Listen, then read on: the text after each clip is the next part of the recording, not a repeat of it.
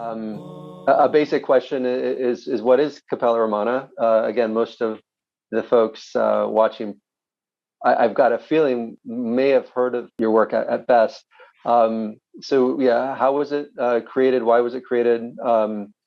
Accomplishments and then a vision for moving forward. Well, how did it get started? That was an easy thing. I got together a group of my friends when I was still a postgraduate student to do a benefit concert for the rebuilding fund of the Greek Orthodox Cathedral in San Francisco, which had recently been demolished in the wake of the Loma Prieta earthquake.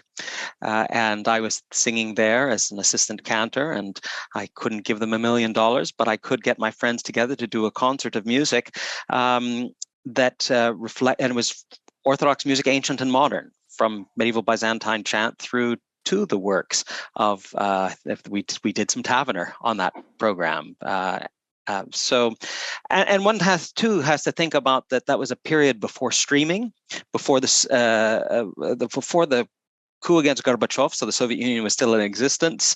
That recordings really were. You had to search out things at a record bin somewhere at a Tower Records or something to be able to have access to any of this music that we now take for granted via streaming. So part of the initial mission was to bring this music that I had encountered, because I'm also a music historian, and that in my work, and to bring it to life for audiences in America. And also to support the work of new composers. And so we've been doing many premieres and North American premieres, but lots of world premieres too, like Heaven and Earth, for example, through the years. So, and the general mission was to explore the musical heritage of the original Christian ecumeny, East and West. So it was an ecumenical vision in the original sense of that ancient Christian Roman Empire that spanned the Latin world as well as the Greek, Syriac, Coptic, and so on worlds to the east. And so we have continued to follow that through our existence. We are specialists in the music of the Eastern Orthodox traditions, with real emphasis on early and contemporary music. So medieval Byzantine chant music that's actually not heard in today's services, for example, like the music of the Rite of Hagia Sophia, which is had its own way of doing Vespers, completely different way. Vespers in the Rite of Hagia Sophia started with Psalm 85, not 103. What we have today are essentially the cycle of daily prayer that originally came from Palestine. So, so bringing those things to light. So it's one thing, for example, we're very familiar with this in the world of visual art. One can have an exhibition of icons. One can have a picture book of icons, and so on. But if one wants to encounter the musical heritage of the Orthodox Church, you have to sing it and listen to it in real time. And so that's one of the things that we've been doing. We've been, on the one hand, have a kind of aspect of our work which is exploring and sharing the unknown treasures of the past, and at the same time, it's cultivating the work that's happening today. So we've also been involved with pastoral projects at various stages. We had long cooperation with the Greek Orthodox Archdiocese of Thyatira in Great Britain. John was did a series of settings of the official translation of that archdiocese's liturgy in English, which we recorded with Deacon John Chrysavis and Father Meletios Weber.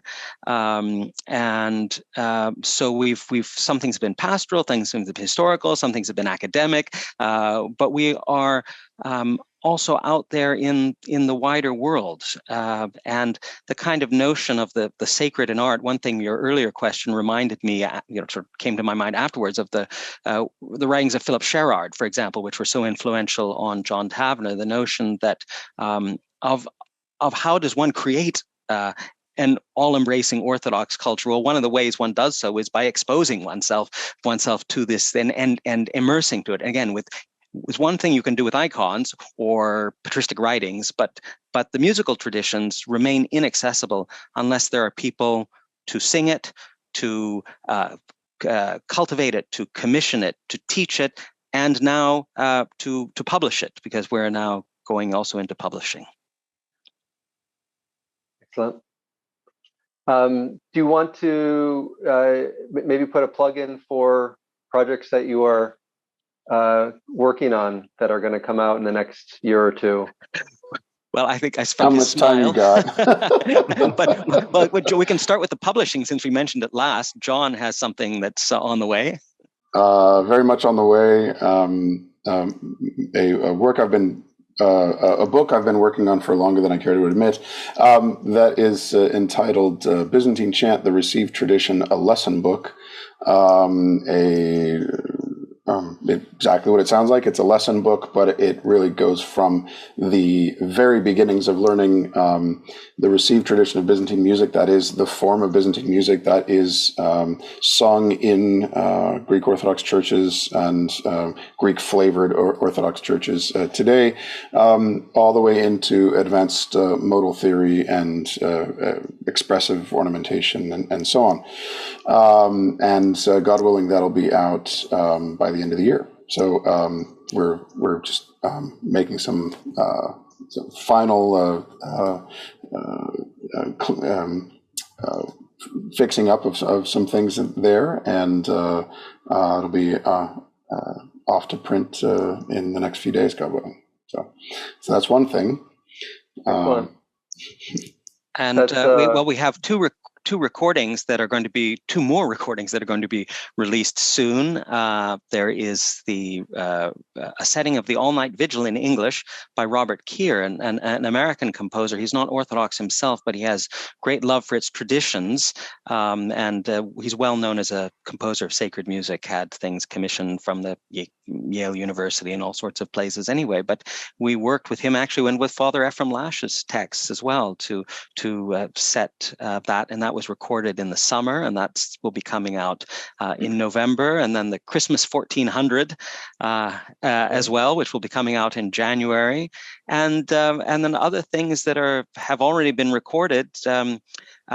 John here wrote music for Sir John Taverner's funeral, which I had the privilege of helping to chant at Winchester Cathedral. So we have a recording pairing the music that John wrote for his funeral, chant from the Orthodox Funeral Office in English, with his setting of the Orthodox, Sir John's, that is, setting of the Orthodox memorial service, the Panichida. And there's a recording of Arvo Pärt's music called Odes of Repentance, the modern Estonian Orthodox composer, formed in the put together in the form of a paraklesis or moleben that we recorded last February. So that's just sort of the start of things. There are publications of medieval chant, publications of contemporary Orthodox composers. So lots in the hopper. I think one of the things that Alexander mentioned that's important is that this singing tradition, in the Orthodox Church, it shouldn't just be for professional choirs. We're trying to get our local parishes to sing these things too, and John's work there has been invaluable in the Byzantine tradition here in this country. And I've done my share of big works as well, but one of the things that I've been working on this year is 2 volumes of music for parish use. And when I say parish use in the Orthodox Church, it's not what you would think. It's sometimes 2 singers, it's sometimes 3 singers. So we have very small parishes throughout the North American lands, and I think they need music as well, and they need something more than adaptations of pre-existing Slavonic or Greek chants that have been, adapted. I think we need to have this tradition, and it's only going to happen when we organically create in the language of the native language that we're living in. So those 2 volumes, one is the music for Vigil, another one is music for liturgy. The first will be the Vigil. That'll be out, God willing, end of this year. That's great. I look forward to that. Wonderful. Yeah.